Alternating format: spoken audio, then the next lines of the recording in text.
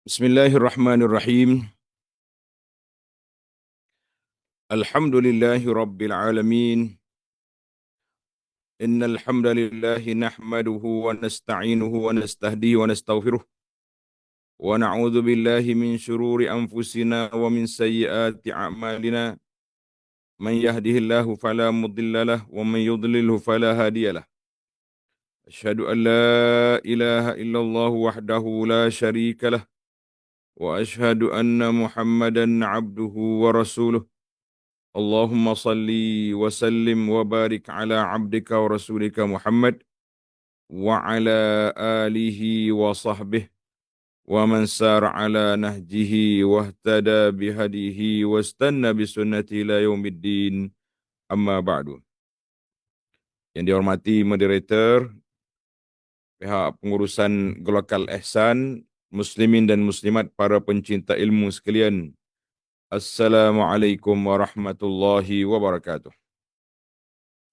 Alhamdulillah, syukur kita pada Allah Azza wa Jalla pada hari ini 25 hari bulan 12 2025 bersama dengan 4 Rajab, 4 hari bulan Rajab 1447. Kita teruskan pengajian kita dalam kitab Keindahan Islam ataupun disebut dengan nama Mahasinul Islam. Islam itu indah di mana? Jawabnya, Islam itu indah apabila kita dapat memahami apa yang telah disyariatkan oleh Allah kepada kita. Tapi kalau kita tak faham, kita duk rasa mungkin Islam ni menyusahkanlah, macam-macam dia punya bunyi, Islam ni rigid. Maknanya banyak perkataan-perkataan yang tidak menyenangkan kita disebut oleh anak orang Islam sendiri apabila mereka tidak memahami apa itu Islam. Bila anak orang Islam tak faham Islam, maka dia pula kritik Islam. Bukan dia bangga dengan Islam, dia pula kritik Islam sebab dia tidak faham apa itu Islam. Jadi para jemaah sekalian, alhamdulillah, kita dalam buku ini kita masih lagi dalam bab yang awal, iaitu perbincangan kita tentang keindahan Islam dalam menghayati rukun iman. Dalam menghayati rukun iman. Bagi jemaah yang ada kitab, ada buku ini, Mahasinul Islam ni, kita buka di muka surat 61. Muka surat 61, di bawah tajuk beriman kepada qada dan qadar. Beriman kepada qada dan qadar, ini satu keimanan yang besar. Sebab tanpa keimanan ini, ramai manusia akan kecewa, akan rasa stres dan macam-macam penyakit jiwa yang menyebabkan manusia tak tahu nak arah ke mana. Mungkin ramai yang kecewa, yang bunuh diri, yang sebagainya. Sebab apa? Terjun bangunan. Sebab bagi dia tak tahu hikmat kenapa dia dijadikan, kenapa dia tak paksa melalui ujian, kenapa Allah Ta'ala uji orang ni, orang tak uji. Kenapa dia diuji, kenapa adik-beradik dia tak.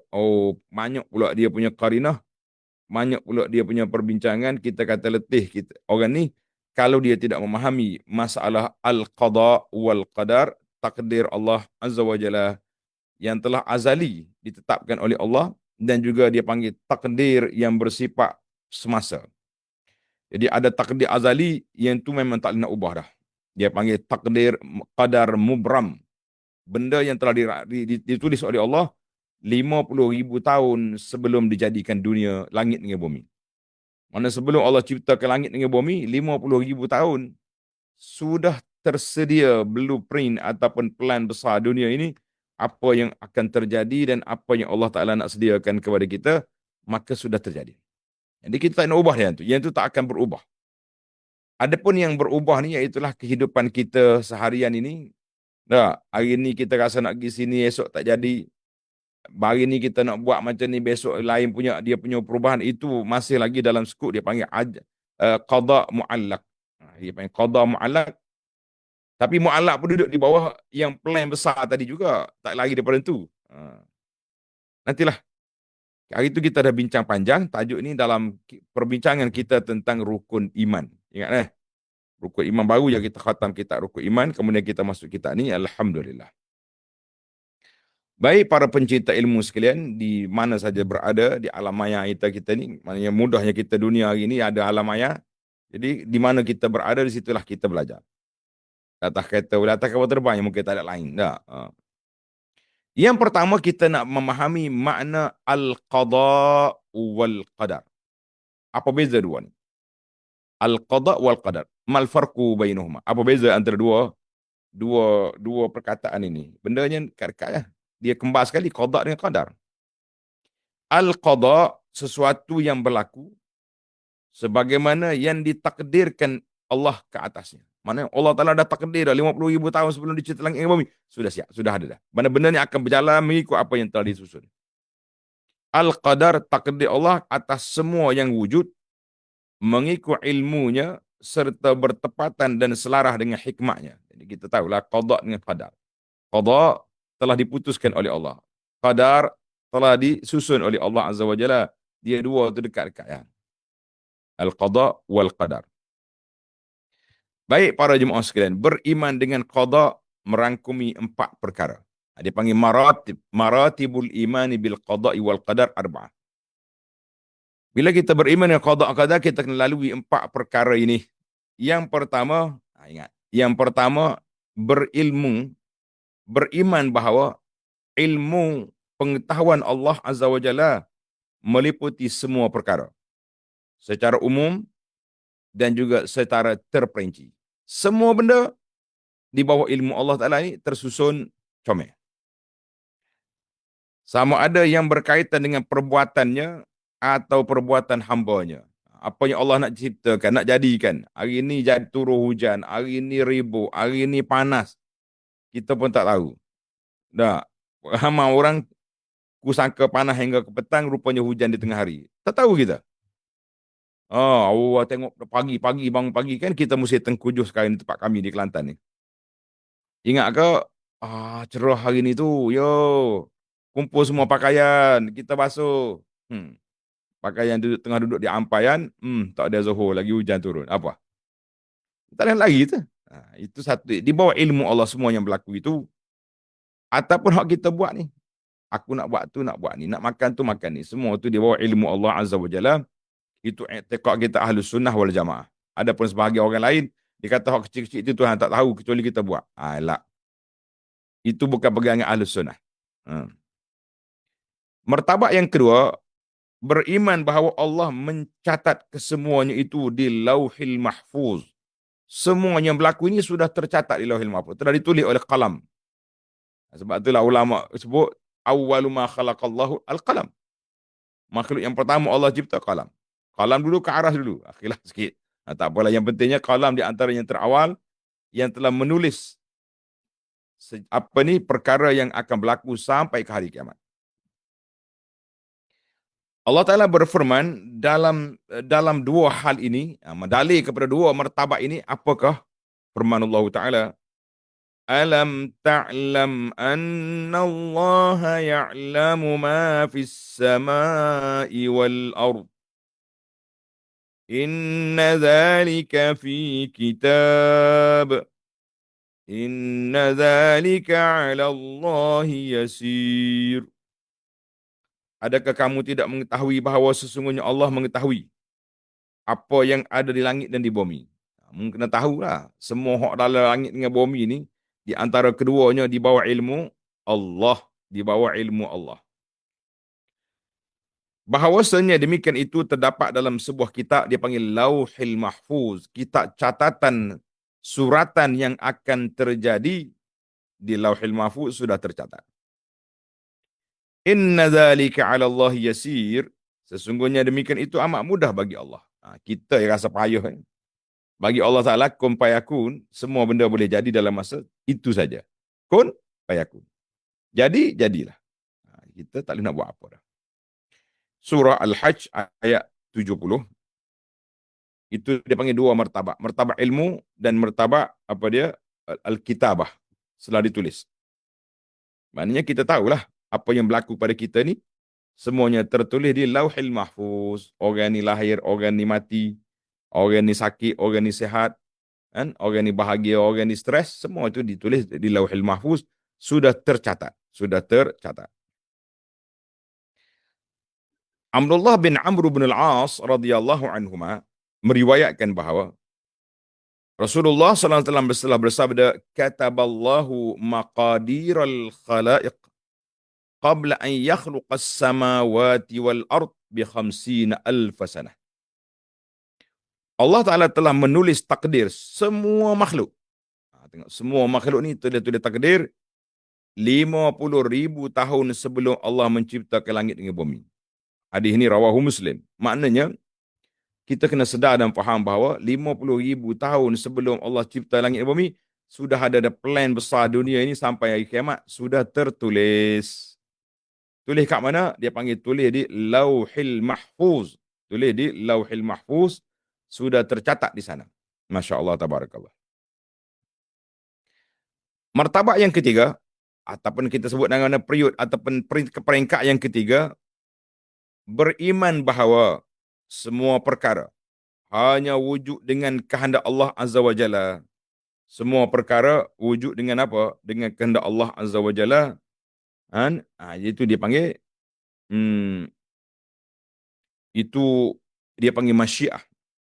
Semua benda ni berlaku dengan masyiatillah Azza wa Jalla, dengan kehendak Allah. Sya'a kana. Allah nak jadi. Lam yasha' lam yakun. Kalau Tuhan kata tak nak, tak jadi. Itu dipanggil martabat yang ketiga, al-masyiah. Kita tahulah berlakunya dunia ini dengan kehendak Allah Azza wa Jalla semata-mata. Kita, memang kita ada kehendak, tapi kita tak tahu lulus kat dulu, tak lulus. Banyak ya projek yang kita nak buat tak jadi. Allahu Akbar. Banyak projek yang kita nak buat tak jadi. Ada projek jadi, tapi tidak seperti yang kita rasa. Kita rancang, kita tengok orang ni hebat. Boleh bina sekolah, boleh bina madrasah dah. Satu madrasah yang baik untuk menyebarkan ilmu. Ulama-ulama salafus soleh ni, kita pun buatlah projek. Berjuta-juta habis. Dalam perjalanan siap projek tu, macam-macam kita rasa. Kalau tidak projek tu besar, mungkin kita lari. Tapi apa boleh buat? Qadar Allah. Teruskanlah perjuangan. Niat yang baik, insya-Allah Allah Ta'ala kabulkan. Kita letak di situlah. Maknanya, benda yang berlaku ni, bimasyiatillah, dengan kehendak Allah Ta'ala, atau tahta masyiatihi, ataupun di bawah kehendak Allah. Dua-duanya sekali. Dengan kehendak Allah, atau di bawah kehendak Allah, semua perkara tidak berlaku kecuali dengan izin Allah. Semua benda tidak akan berlaku kecuali dengan izin Allah.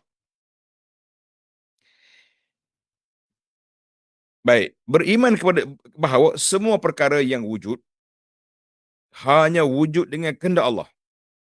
Sama ada yang berkaitan dengan perbuatannya, perbuatan Allah, atau perbuatan hambanya. Hak Tuhan buat, itu beri luar kuasa kita. Ataupun hak kita rancang kita nak buat, itu pun tahta masyiatillah. Tak akan berlaku kecuali dengan izin Allah. Tak akan berlaku kecuali dengan izin Allah. Kalau Tuhan tak izin, tak jadi. Walaupun kita nak sangat-sangat nak. Banyak dah, ramai ya. Kita semua ni dah melalui, dah fasa. Banyak perkara yang kita rancang, tak jadi. Banyak jadi ke banyak tak jadi? Tuan terjawab sendirilah. Aku dah rancang sana sini. Ada yang jadi, ada yang tak jadi. Yang jadi, alhamdulillah. Yang tak jadi, kita usaha lagi. Jangan peras. Jangan kecewa. Kita tahu Allah Ta'ala Maha berkuasa. Dia yang menentukan segala-galanya. Maka kita buat apa yang ada. Berkenaan dengan perbuatan Allah, maka dalilnya firman Allah Ta'ala sendiri, وَرَبُّكَ يَخْلُقُ مَا يَشَاءُ وَيَخْتَارُ. Dan Tuhanmu menciptakan apa yang dia kendaki dan memilihnya. Itu hanya pilih. Allah Ta'ala pilih. Sebab itulah satu benda yang baik itu kita kata ini pilihan Allah Ta'ala kepada kita. Ayat ini dalam surah Al-Qasas ayat 68. Ana selalu mengulangi kata-kata orang Arab, dia selalu sebut satu kata-kata hikmah yang menarik. Al-khairu makhtarahullah. Coba tulis. Al-khairu makhtarahullah. Yang terbaik itu apa yang Allah pilih. Yang baik itu apa yang Allah pilih. Jadi apa yang Allah Ta'ala pilih, itulah yang terbaik untuk kita. Apa yang Allah Ta'ala pilih, itulah yang molek untuk kita. Al-khairu makhtarahullah. Yang baik itu. Jadi kita kena yakinlah. Kita kadang-kadang kita nak yang ni. Kita nak A, dapat B. Nak putih, dapat merah. Contohlah. Jadi kita kata al-khairu makhtarahullah, kita dah usaha, dah jalankan satu kajian, tapi dapat yang ni. Kita kata itu yang terbaik. Insya Allah. Insya Allah. Satu perkara di luar kemampuan kita, iaitulah nak menentukan boleh tak boleh satu perkara yang kita rancang. Tapi manusia mesti merancang. Tak boleh tawakal. Kalau orang tawakal hijau, dia panggil bukan tawakal tu, dia panggil tawakul. Dia beza di antara tawakal dengan tawakul. Apa beza? Tawakal maknanya kita ada usaha, kita ikhtiar, tak dapat. Itu nama dia tawakal. Orang ni malas. Hijau malah, apa malah, makan tidur je. Nah, makan malah juga. Orang tanya apa awak lagi? Dia kata tawakal. No, itu bukan tawakal. Itu dipanggil tawakul. Menyerah bolak-bolak tanpa usaha. Tidak boleh. Kalaulah serah bolak-bolak tanpa usaha itu dipuji, sudah tentu Nabi melakukannya. Tak, Nabi usaha. Banyak dalam peperangan-peperangan, Nabi kita pakai baju besi. Menunjukkan ada usaha, ada ikhtiar. Nah, mencari keselamatan. Walhanya kalau Nabi tak pakai apa, tak pakai baju pun Allah Ta'ala selamatkan dia, selamat je. Dia pun yakin dengan betul dengan Allah, tapi nak nampakkan usaha dan ikhtiar. Manakala dalil berkenaan dengan perbuatan hambanya, berdasarkan firman Allah Ta'ala, "Walau sya'allahu lasallatahum alaikum falaqatalukum." Kalau Allah menghendaki, tentu dia memberi kekuasaan kepada mereka terhadap kamu. Dia biar orang kafir menang, pukul kita, tembak kita, lalu pastilah mereka akan memerangimu. Maknanya kita nak perang ni, kita dah rancang dah. Nak rancang tak rancang pun, jadi tak jadi peperangan itu dengan kehendak Allah. Tapi kita sebagai seorang perancang, sebagai tentera, ketua tentera, kena ada rancangan. Tak boleh kompayakung gitu. Ini dia punya kaedah. Dan firman Allah Ta'ala lagi, "Walau sya'allahu ma fa'alu, wadharhum wa ma yaftarun." Dan kalau Allah menghendaki nescaya mereka tidak mengejarkannya, maka tinggallah mereka dan apa yang mereka ada-adakan itu. Jadi kalau Tuhan tak kehendaki tak jadi, tapi apa boleh buat? Karena itulah kita dah belajar dalam kitab rukun iman kita dulu, ingat ke tidak? Dalam kitab rukun iman kita dulu. Kita dah bincang tentang uh, perancangan masyiatillah. Jadi Allah Ta'ala ini dipanggil iradah. Ya, iradah Allah Ta'ala ni ada dua. Satu iradah kauniyah. Mana Allah Ta'ala dah ciptakan dunia ini akan berjalan seperti blueprint plan yang telah disusun. Itu dia panggil iradah kauniyah. Satu lagi dia panggil iradah syar'iyah. Iradah syar'iyah ni hak Tuhan perintahkan. Kamu kena beriman, kamu kena taat, kamu kena tauhid. Itu dia panggil iradah syar'iyah. Tapi manusia tak boleh lari daripada iradah kauniyah. Yang ditetapkan oleh Allah benda tak akan jadi. Tapi iradah syariah menjadi pilihan kepada seseorang itu. Ada orang yang beriman, ada orang yang kufur. Dia pilih jalan yang salah. Maka terimalah resikonya di akhirat esok. Baik, kita pergi pada ayat lain lagi. Banyak ayat ni dalam kitab kita ni banyak martabat yang keempat. Dia kita pindah pada martabat yang keempat, iaitu martabat al-khalq ataupun al-ijad, mengadakan, mewujudkan satu benda. Beriman bahawa semua kejadian yang wujud adalah makhluk ciptaan Allah dengan semua zatnya, sifatnya dan pergerakannya. Jadi semua yang ada ni lain daripada Allah, makhluk. Orang panggil. Tak kira lah roh ke apa benda. Sehari dua ni kecoh tentang roh ni makhluk ke tidak. Memang ulama Ahlussunnah kata selain daripada Allah tu makhluk lah tu. Selain dari Allah semuanya makhluk. Simple je jawapan. Tak usah dia pening-pening lah. Dia kata tu idafat kepada Allah mirruhina, daripada ruh kami. Itu dia panggil idafatu tashrif. Macam kita kata sekarang ni Kaabah Baitullah. Rumah Allah Tuhan duduk situ ke? Kan akidah kita tak ada tempat. Ya. Kenapa pula kita kata rumah Allah pula? Jadi dia panggil idhafah tu tashrif. Idhafah sandaran. Menyandarkan satu tempat yang mulia kepada Allah. Bila keluar unta Nabi Saleh, Saleh kata, "Hazihi naqatullahi lakum ayah." Ini unta Allah. Allah perlu ke ada unta ya? Tak, maknanya idhafah tu tashrif. Idhafah sandaran kemuliaan. Jadi yang penting tuan-tuan dan puan-puan penuntut ilmu jangan pening. Kalau orang tanya ini makhluk ke tak? Lain daripada Allah semua makhluk. Habis cerita. Tak usah pening. Oi, bila tarikh kiamat ni orang putih kata nak kiamat tahun sekian-sekian. Kita kata tak ada siapa tahu tarikh kiamat. Siapa dia tahu? Siapa dia mengaku dia tahu tarikh kiamat, jentik telinga dia. Memang tak betulnya. Allah Ta'ala sebut. Indahu ilmu sa'ah. Allah Ta'ala saja tahu bila tarikh kiamat. Hari tahu. Hari semua orang tahu. Hadis Nabi dah sebut. Kiamat akan berlaku hari Jumaat. Tarikh? No. Sebab tu dikatakan bahawa al-qiyamatu yaumun bila tarikh. Kiamat itu hari tanpa tarikh. Kiamat, hari tanpa tarikh. Selagi ada tarikh, itu bukan kiamat. Kalau Nabi pun tak tahu, takkanlah orang putih boleh tahu. Kita ni kan percaya orang putih pada Nabi. Ini masalah kita kan. Baiklah. Kita beriman dengan Allah Ta'ala yang mencipta, yang mengadakan semua makhluk ini. Berdasarkan firman Allah Ta'ala, Allahu khaliqu kulli syai' wa huwa ala kulli syai'in wakil. Allah menciptakan segala sesuatu dan dia memelihara segala sesuatu. Allah Ta'ala jaga, dia buat, dia jaga. Tu ada juga berlaku-berlaku bencana, itu ujian.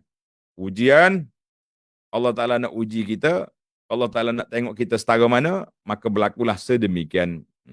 Kalau tidak, tak jadi. Nah.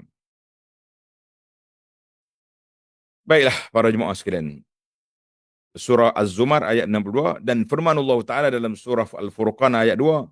Wa khalaqa kulla syai'in faqaddarahu taqdira. Dia telah menciptakan segala sesuatu dan dia menetapkan ukuran-ukurannya dengan serapi-rapinya, itu dipanggil taqdira. Takdir itu maknanya Tuhan tetap dah.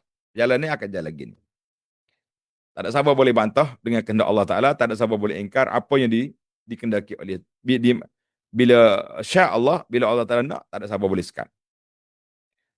Maka beriman dengan qadar sebagaimana yang disifatkan tadi tidak bertentangan sama dengan hakikat bahawa manusia itu mempunyai kebebasan dan keupayaan dalam memilih perbuatannya. Kita ada kehendak, kita ada iradah, kita ada kuasa memilih. Ayat-ayat Al-Quran, hadis dan realiti membuktikan semua ini. Manusia boleh pilih jalan yang dia nak, jalan baik ke jalan tak baik. Ikut sunnah ke ikut bid'ah. Ikut apa ni, wahyu ke ikut orang. Jadi semua kita yang memilih, yang menentukan jalan. Dalil daripada syarak, Allah Ta'ala menyandarkan perbuatan manusia kepada mereka sendiri melalui firman Allah Ta'ala, wa man yuti'illaha war rasul. Sesiapa yang taat kepada Allah dengan Rasul, kamu pilih, mau nak taat ke tak taat. Awak nak pilih jalan derhaka ke jalan mulia? Mau pilih jalan derhaka, mau cari pasal. Kalau mau nak taat, mau ikut jalan taat. Jangan buat jalan pelik, kan? Surah An-Nisa ayat 69. Dalam ayat lain Allah Taala berfirman, "Wa may ya'mal su'an aw yazlim nafsah, thumma yastaghfirillaha yajidillaha ghafurar rahima." Sesiapa yang mengerjakan kejahatan dan menginaya dirinya sendiri. Awak nak inaya. Apakah maksud dalam Quran? Tuhan kata inaya diri sendiri, maksudnya dia buat dosa. Mana-mana orang yang buat dosa, mungkar, maksiat, bermakna dia telah menginaya diri sendiri. Sebab dia telah letakkan dirinya untuk diazab oleh Allah. Itu nanya. Macam ni lah orang yang buat kesalahan menyalahi peraturan negara. Contohnya, pergi menagih, pergi edah-edah. Dia tahu dah hukum edah-edah ni dulu gantung, sekarang ni entah apa. Nah, gantung sampai mati. Jadi awak dah tahu resiko, mu tahu dah resiko, pergi buat apa? Kau punya pasal lah. Cari penyakit, orang Kelantan kata. Ni kamu yang cari penyakit, kamu salah. Jangan cari penyakit lah. Kita cari yang baik-baik.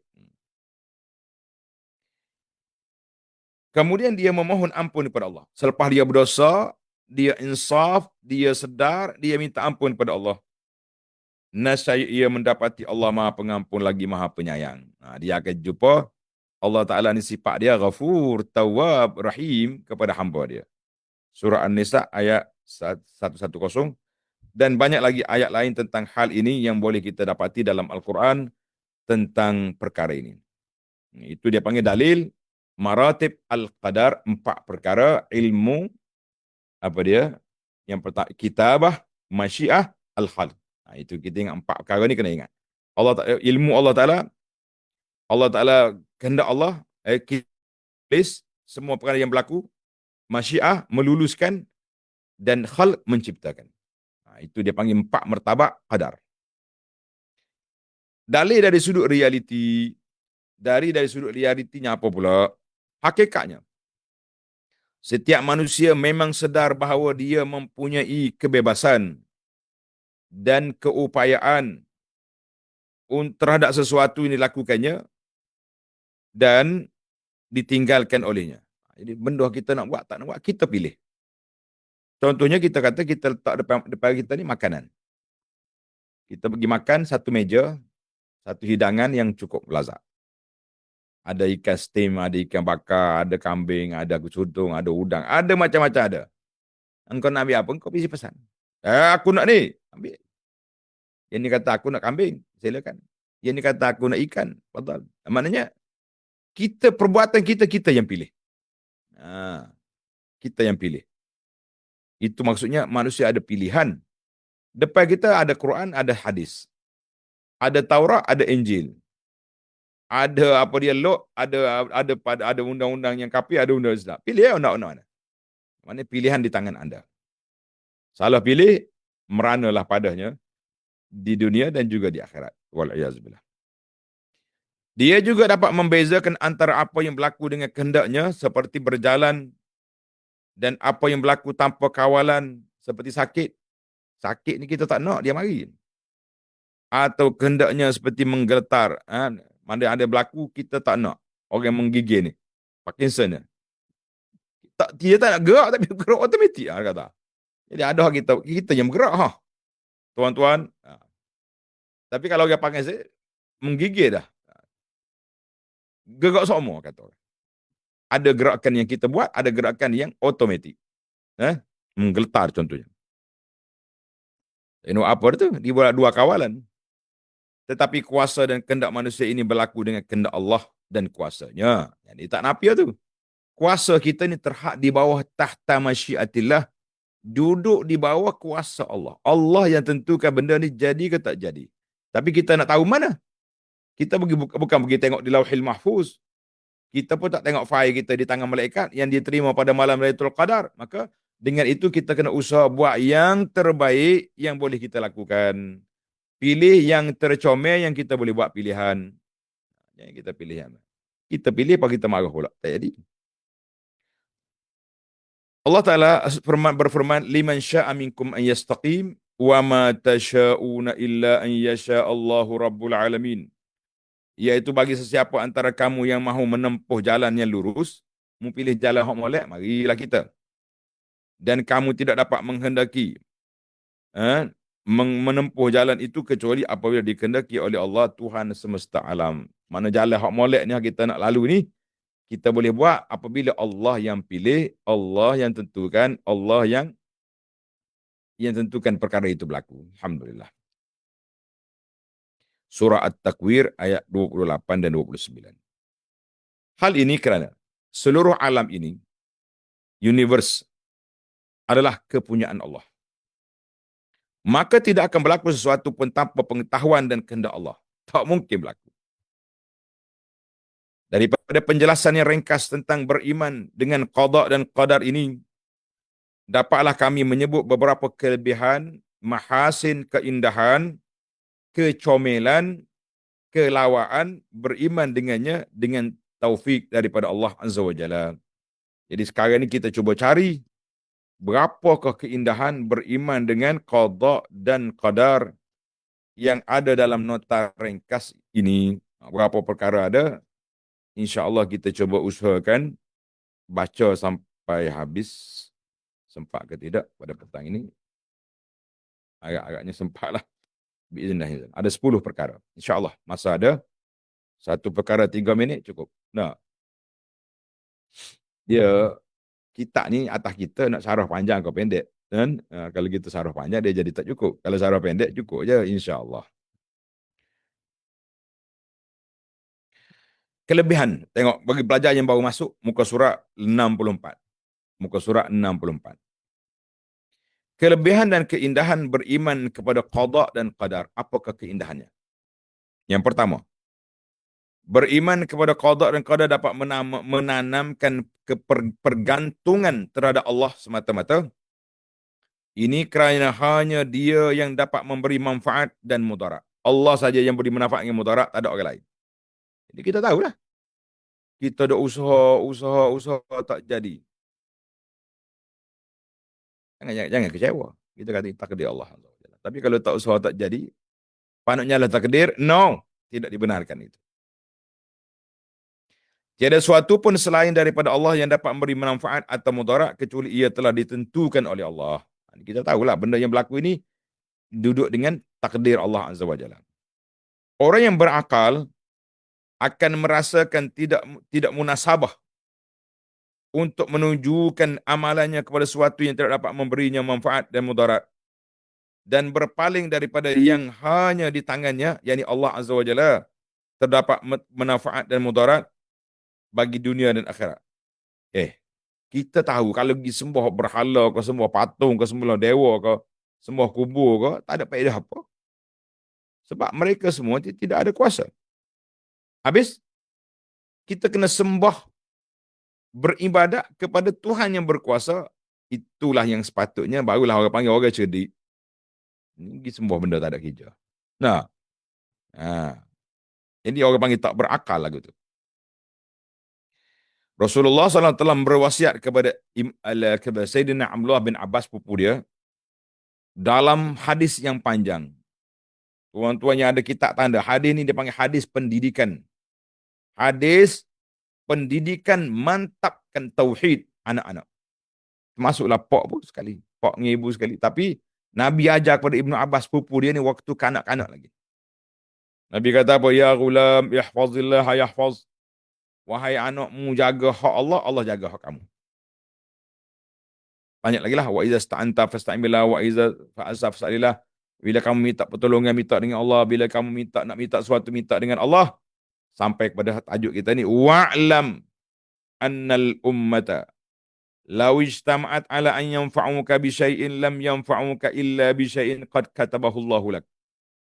Nabi kata, ya ghulam, wahai anak, ketahuilah bahawa kalau seluruh dunia ni orang berkumpul nak beri manfaat kepadamu, mereka tak akan dapat beri manfaat kecuali apa yang telah ditetap oleh Allah Azza wa Jalla.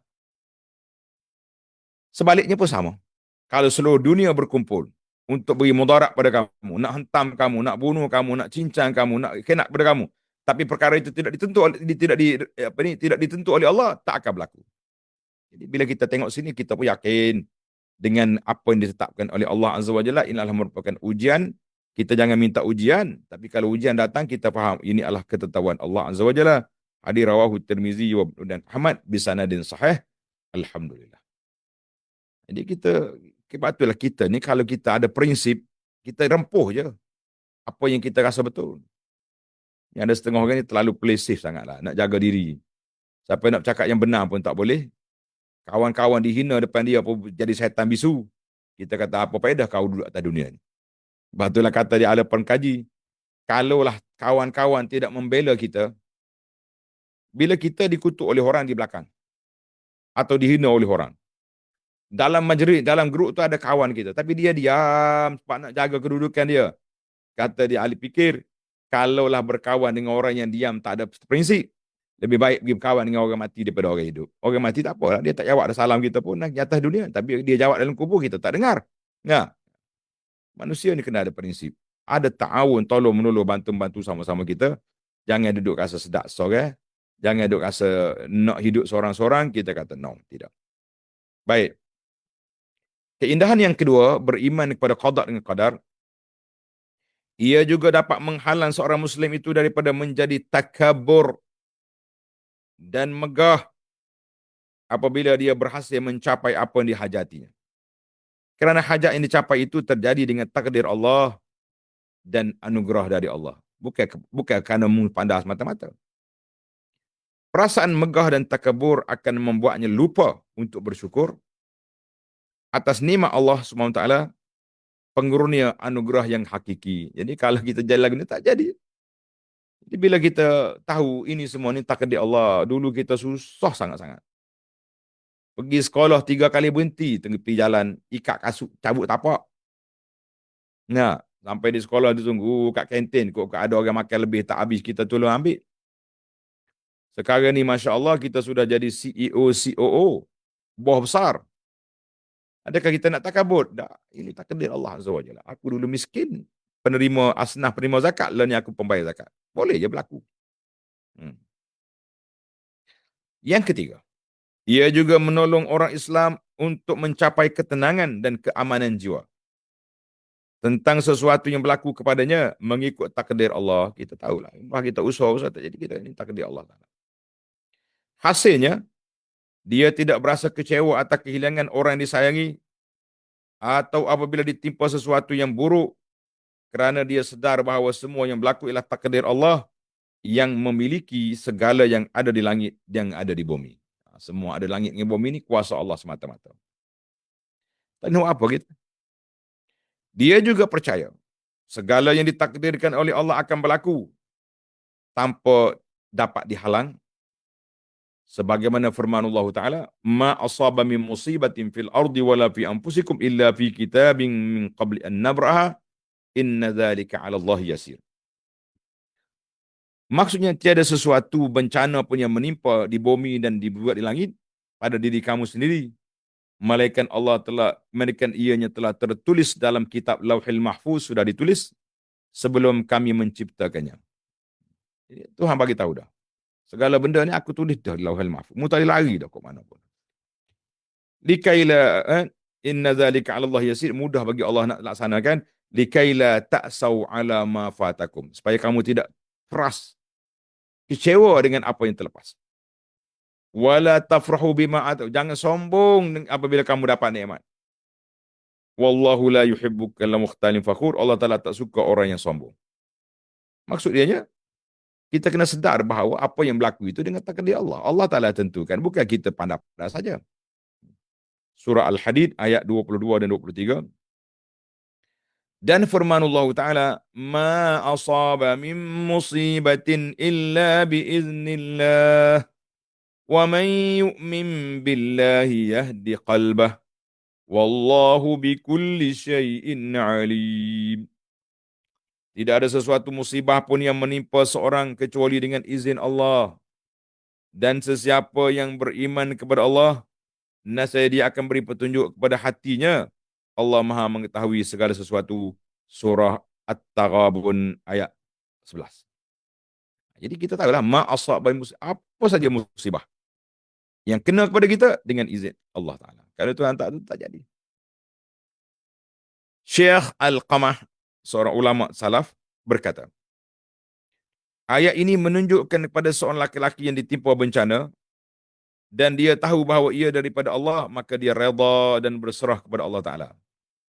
Jadi kita redha dan kita serahkan urusan kita kepada siapa? Kepada Allah Azza wa Jalla semata-mata, sebab kita tahu apa? Kita tahu bahawa apa yang menimpa kita itu datang dari Allah Azza wa Jalla semata-mata. Apa yang datang itu dari Allah, bukan kepandaian kita semata-mata, tapi dengan ketetapan Allah Azza wa Jalla, Tuhan beri pada kita, Tuhan anugerah kepada kita, jadi kita terima. Alhamdulillah, kita syukur pada Allah Ta'ala di atas nikmat yang dianugerahkan kepada Allah Ta'ala itu. Itulah sesuatu yang sangat baik, sesuatu yang mulia, apabila seorang hamba ini sedar siapa dia dan apa keadaannya, kita kata Alhamdulillah di atas nikmat yang disediakan oleh Allah Azza wa Jalla kepada kita. Nah, baik.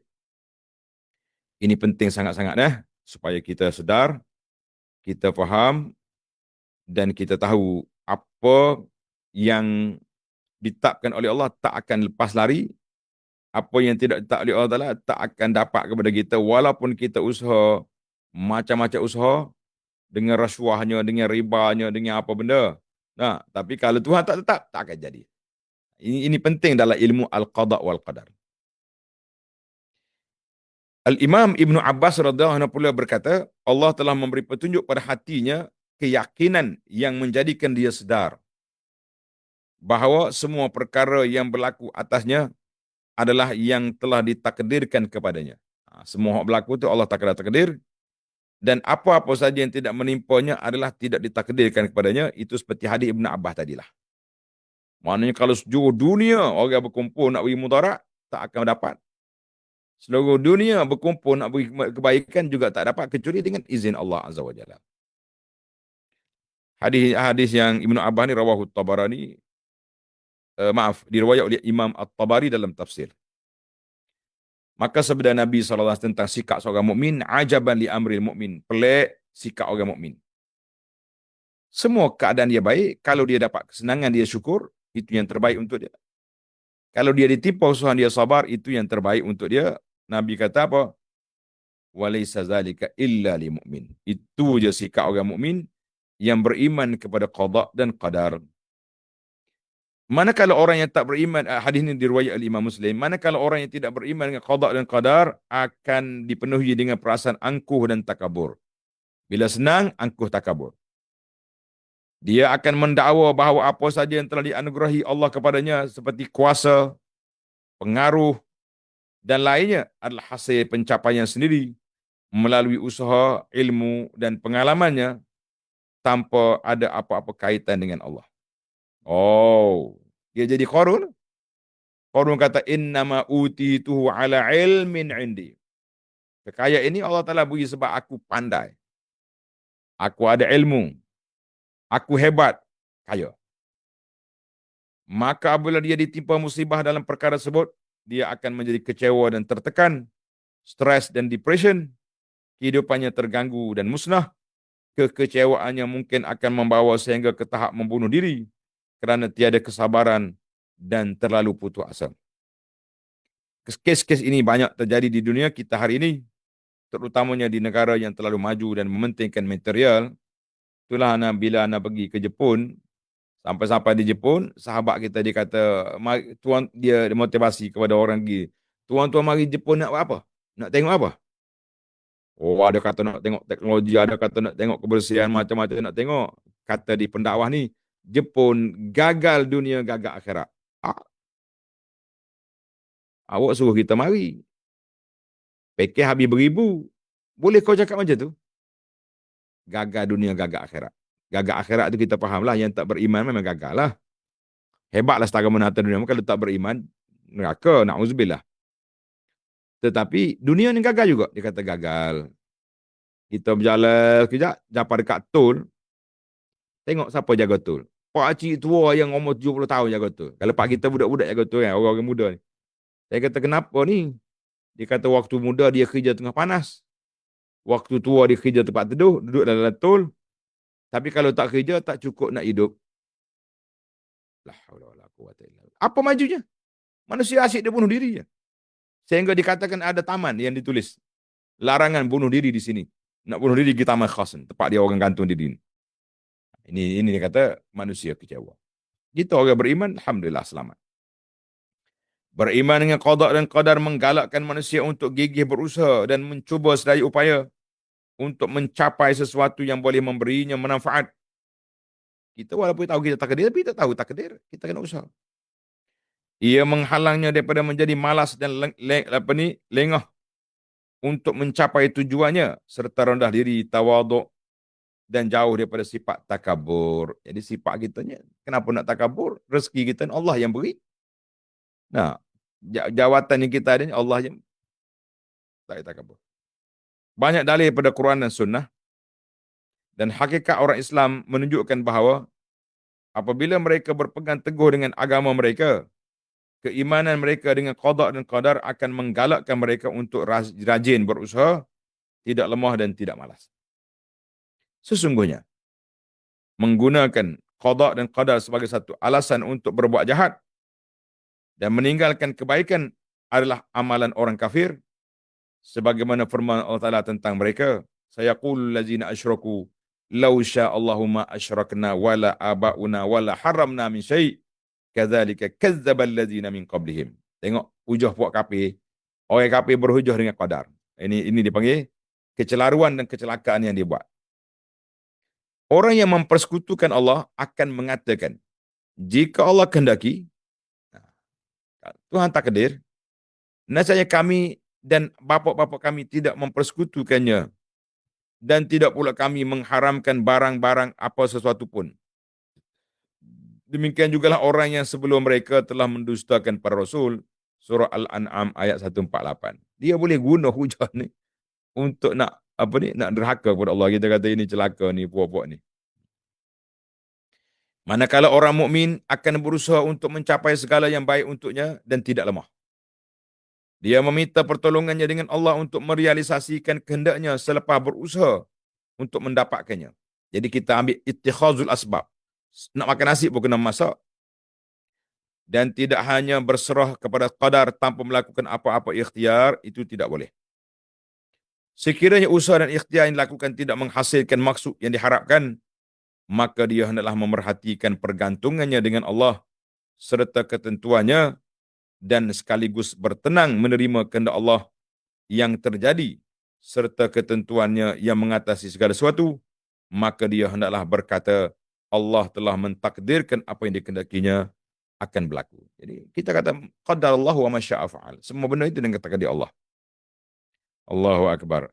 Maka dalam hadis Nabi kita kata, orang mukmin yang baik lebih disayangi oleh Allah daripada mukmin yang lemah. Wa in asabaka syai.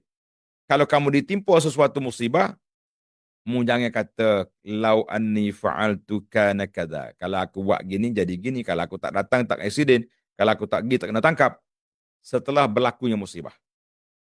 Tak boleh kata, tak boleh guna perkataan kalau. Kalau kita banyak guna kalau, dia akan jadi stres. Kalau. Kalau aku tak mari, kalau aku tak buat, kalau aku tak pergi, kalau aku tak join. Jadi benda dah kena tangkap, benda dah kena musibah. Na'udzubillah. Nabi kata, walakin qul qadarullah wa ma syaa fa'al. Mungkin kena kata takdir Allah Taala. Apa yang Tuhan nak buat, dia buat. Jadi kita musibah kena ni dengan takdir Allah Taala setelah kita berusaha untuk menjauhkan daripada musibah.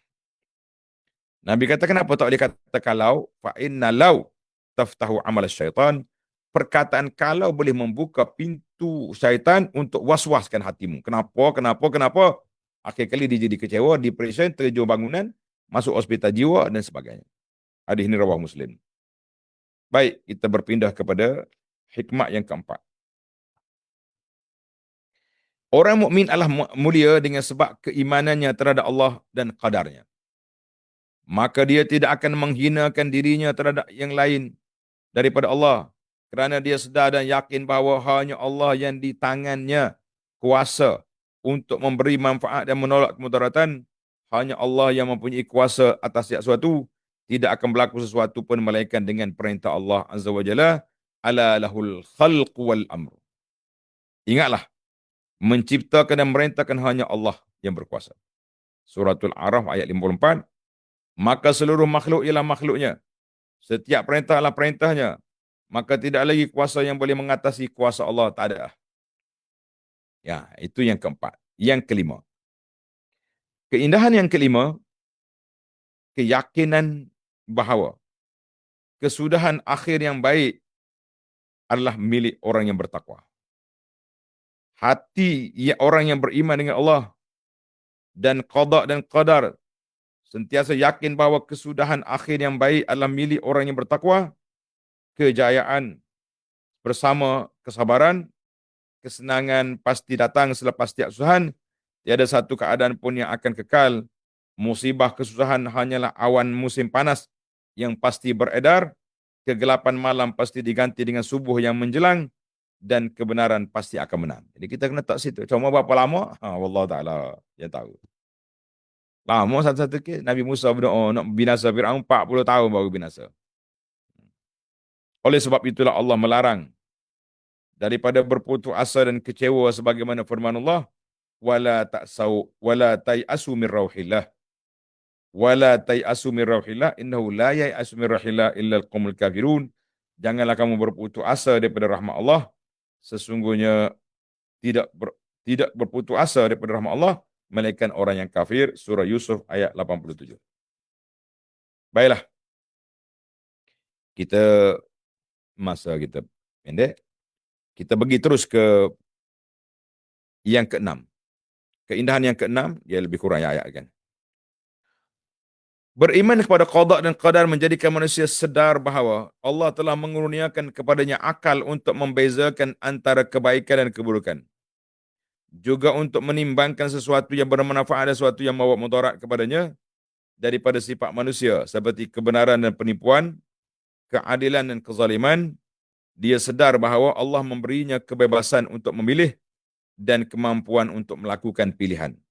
Nah, Allah juga menjadikannya bertanggungjawab atas perbuatannya. Allah menambahkan lagi kurniaannya terhadap sesuatu dengan mengutuskan kepadanya Rasulnya dan menurunkan kitabnya. Dia menerangkan kepada manusia semua yang dapat memberinya manfaat atau mudarat dan perintah serta larangannya. Allah juga berjanji untuk menolongnya jika dia memohon pertolongannya, memerintahkannya supaya berikhtiar dan berusaha untuk mencapai hasil yang dikehendaki sebagaimana yang telah disusun oleh Allah. Oleh sebab itulah kita tidak harus meninggalkan usaha dan ikhtiar semata-mata bergantung pada takdir yang sebenarnya gaib, tidak diketahui bagi manusia. Jadi tak boleh kita bergantung dengan takdir semata-mata, kita mesti bergantung dengan usaha dan ikhtiar, kemudian tawakal. Keindahan yang ketujuh, Allah telah memerintahkan orang mukmin agar sentiasa redha dengan segala yang telah ditakdirkannya daripada musibah yang di luar kemampuan dan kemahuan manusia. Musibah ni tak ada siapa dia nak. Tetapi dia tidak harus redha dan berpuas hati apabila meninggalkan ketaatan dan melakukan perbuatan maksiat. Dia beza. Kalau orang ni tak solat, tak tutup aurat, lepas tu dia kata takdir Allah. La, dalam bab maksiat tak boleh tunjukkan kepada takdir Allah Ta'ala. Tak salah menyalahkan Tuhan dia. Kan? Bahkan wajib atasnya berusaha sedaya upaya untuk melakukan ketaatan dan meninggalkan maksiat. Jika dia meninggalkan kebaikan yang wajib atau melakukan dosa, dia wajib bertaubat kepada Allah. Antara syarat taubat, iaitu menyesal atas dosa yang telah dilakukan dan tidak redha dengannya. Maknanya kita di antara kaedahnya, tak boleh seseorang makhluk ini berhujah dengan takdir dalam bab maksiat. Aku buat ni, engkau Tuhan takdir dah. Lah. Yang ke-8, membuang penyakit hati seperti dendam, iri hati, dengki dan seumpamanya. Hal ini kerana orang yang benar-benar beriman dengan qada dan qadar sedar bahawa hanya Allah yang memberi rezeki dan dia maha kuasa. Jadi kalau orang ni kaya, kita kata dia Tuhan takdir dia kaya, kenapa kita nak dengki dengan dia? Kalau dia buat benda baik, alhamdulillah dia boleh syurga. Kenapa aku nak dengki dengan ahli syurga? Kalau kita nak dia buat benda tak baik, dia ahli neraka, buat apa kita nak jalah dengan ahli neraka? Itu kata-kata ulama untuk motivasi jiwa kita supaya tidak dengki dengan orang. Yang ke-9, ia juga menggalakkan seorang itu untuk menyatakan kebenaran secara terang-terangan dan berani memperjuangkan kebenaran tanpa takut terhadap orang kafir dan zalim. Ini semua kerana keimanannya terhadap Allah, qada dan qadarnya telah tertanam dengan teguh dalam hatinya. Mana kita tahu dalam hati kita ni, kita tahu kita ada takdir Allah. Jadi kalau Tuhan takdir, tak bercakap pun kena. Tapi kalau Tuhan tak takdir, berapi-rapi lawan pun tak kena. Ramai ya pejuang-pejuang tak masuk penjara, tak kena tangkap, tak kena tu, tak kena ni. Tapi ada je orang yang diam-diam pun masuk penjara juga. Dia kata apa? Dia juga mempunyai tawakal yang sempurna terhadap Allah Subhanahu Wa Taala, serta sabar atas segala yang menimpanya kerana Allah. Ini kerana dia yakin bahawa semua ajal hanya di tangan Allah, semua rezeki hanya daripada Allah. Seseorang hamba itu tidak memiliki apa-apa sekalipun dia mempunyai kekuatan dan pembantu-pembantunya, sekalipun dia mempunyai kekuatan bantunya, kita tak jamin. Betul Ana selalu sebut kata-kata hikmat. Manusia ni kaya banyak mana pun, dia boleh beli ubat tapi tak boleh beli sembuh. Dia boleh beli ubat tak boleh beli sembuh. Dia boleh bagi duit pada orang tapi tak boleh beli kasih sayang orang kepada dia, tak ada. Orang duduk depan dia anggap lah ke muka banyak bagi duit. Tapi adakah orang suka dengan dia? Tak tahu. Nah. Yang terakhir, yang ke-10, beriman dengan qadar. Qadar akan menjadi seorang itu berani dan teguh dalam perjuangan kerana ajal maut telah ditentukan, umur berada di bawah kekuasaan Allah, musibah tidak akan menimpanya kecuali apa yang ditakkan oleh Allah. Katanya, setiap insan berada dalam perlindungan, tidak akan memudaratkannya dan tidak akan menimpanya sesuatu musibah sekiranya Allah tidak menentukan perkara itu atasnya. Mudah. Jadi kita yakin bahawa kalau aku berjuang setara manapun, kalau saya tak tulis benda tu kena atas aku, tak akan mati. Khalid bin Walid berperang daripada muda sampai tua, mati di atas tikar di rumah dia. Dia kata apa? Patut dia lah mati dalam peperangan. Keimanan ini menjadi seorang manusia itu berani dan tegas berdakwah, menyatakan kebenaran kerana ia yakin bahawa sebarang bencana tidak akan menimpanya kecuali apa-apa yang telah ditentukan oleh Allah katanya. Namun begitu, dalam bab qadar dengan qadar ni, ada satu kaedah. Dia kata apa? Walaysa wajiban alal abdi rida bikulli maqdiyin walakin bil qada. Tulis ni. Siapa dia pandai tulis, kata-kata Arab ni menarik. Walaysa wajiban alal abdi rida bikulli maqdiyin walakin bil qada. Maknanya, kita sebagai seorang hamba, bukan wajib kita kena terima semua takdir Allah Ta'ala tadi kak. Dah takdir kita sakit, tak usah berubat. Takdir kita miskin, tak usah pergi kerja cari duit. Jadi kita bakal tasli. Tasli itu maknanya duduk, ya kita takdir. Tuhan dah takdir. Tak. Kita kena usaha untuk keluar daripada kesakitan, pergi cari doktor, cari ubat. Kita kena usaha keluar daripada kemiskinan dengan kita pergi bekerja. Tapi yang kita kena redanya apa dia? Al-qada walakin nabil qada, tapi kita kena reda dengan takdir Allah Azza wa Jalla. Tapi perkara yang ditakdir itu tak semesti kita terima. Kita terima sakit. Dah, ada pergi ubat. Ubat ke mana? Tuhan takdir dah sakit. Ini yang salah. Salah faham. Mana kita wajib kena reda dengan takdir Allah, tapi apa yang ditakdir itu, kalau kita tak kena dengan selera kita, tak kena dengan jiwa kita, tak kena dengan keadaan kita, kita boleh usaha untuk menghilangkannya. Seperti sakit. Sakit kita kena usaha hilangkan. Jangan hilang, Tuhan aku sakit, ibu pak. Sudah tutup hospital kita. Ini dia panggil salah faham yang cukup berbahaya, kan? Sebab itulah setiap orang dia kena tawakal. Ni ada cerita sikit.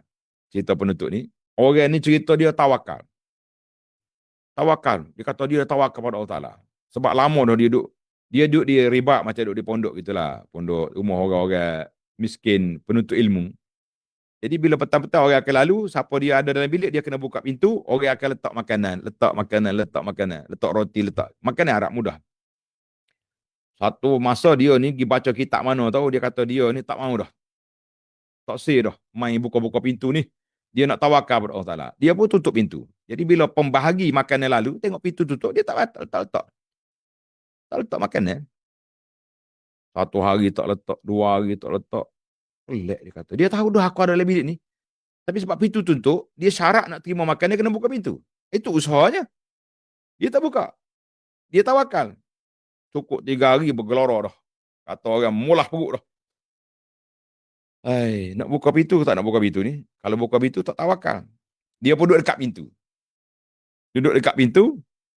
Bila lalu apa ni tukang bagi makanan, dia pun berdehem. Oh, ada kat dalam? Ada. Okey, ambillah dekat pintu ni, aku tinggal sini.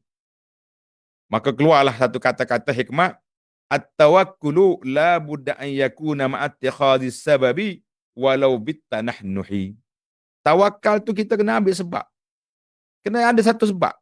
Walaupun kita tawakal. Walaupun dengan berdehem. Jadi sebab dia berdehem tadi, pembahagi makan dia tahu, oh ada orang dalam bilik. Jadi keluarlah kata-kata ini. At-tawakkulu la budda an yakuna ma'attikhadhis sababi walau bitanahnuh. Tawakal juga tanahnuh. Berdehem tu tawakal juga sebab orang pembagi makan dia tahu awak ada, dia pun tinggal dekat pintu. Wallahu a'lam. Alhamdulillah, para jemaah sekalian, tamatlah perbincangan kita tentang keindahan Islam dari sudut akidah InsyaAllah kita sambung dalam sini akan datang keindahan Islam dari sudut ibadah dan kesannya yang agung, menarik. Nah, kalau dalam bab akidah ni kena mikir panjang sikit lah kan. Tapi dalam bab ibadat mudah. Dengan kita mula dengan ibadat kita mula dengan wuduk kita mula dengan solat. Jadi kita akan buka rahsia kenapa wuduk basuh tangan, basuh kepala, basuh muka, kepala tak. Kenapa? InsyaAllah tunggu dalam CD-CD yang akan datang. Subhanakallahumma wa bihamdika. Ashhadu an la ilaha illa anta astaghfiruka wa atubu ilaik. Wa sallallahu ala nabiyyina Muhammadin wa ala alihi wa sahbihi ajma'in. Walhamdulillahi rabbil alamin. Wassalamualaikum warahmatullahi wabarakatuh.